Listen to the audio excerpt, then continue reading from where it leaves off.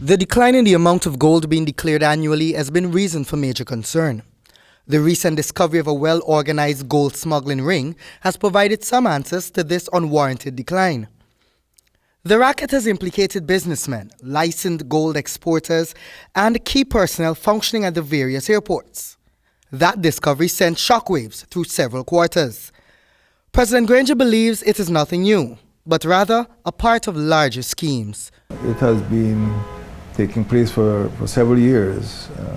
It is one of the means of laundering money, and it is very difficult to prevent it from occurring. President Granger, during the recently launched interactive series, The Public Interest. He further stated that even though efforts are being made as it relates to the enforcement of the law, there is still more work to be done to effectively cripple this emerging underworld scheme. One is changing the law to ensure that there is greater flexibility in the fiscal measures, that is for royalties, and second is improving law enforcement and also the quality of the civil service. President Granger said his government is committed to the training of persons in civil service. This, he said, will eventually lead to a situation in which persons who serve the public will be better remunerated and not easily sidelined by bribes. What we need is a body of law enforcement officers in forestry, in mining, in counter-narcotics, in police force, who enforce those laws.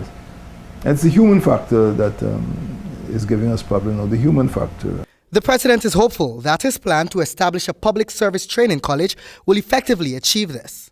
President Granger at that instance conveyed that those found culpable will not evade castigation, even if refuge is sought elsewhere. So many of them don't actually try to smuggle into places like the United States or United Kingdom. But to the extent that that happens, we are going to try to establish bilateral agreements so that anybody who's discovered, will be reported to our jurisdiction and they'll be duly punished. Authorities in the U.S., like President Granger, highlighted that the situation is more than just gold smuggling, but involves money laundering.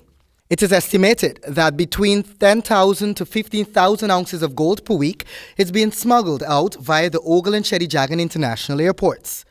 Other reports indicate that more is being taken to Suriname and Brazil via the borders at Quarantine and Lethem. For HGP Nightly News, Kingsley Byrne.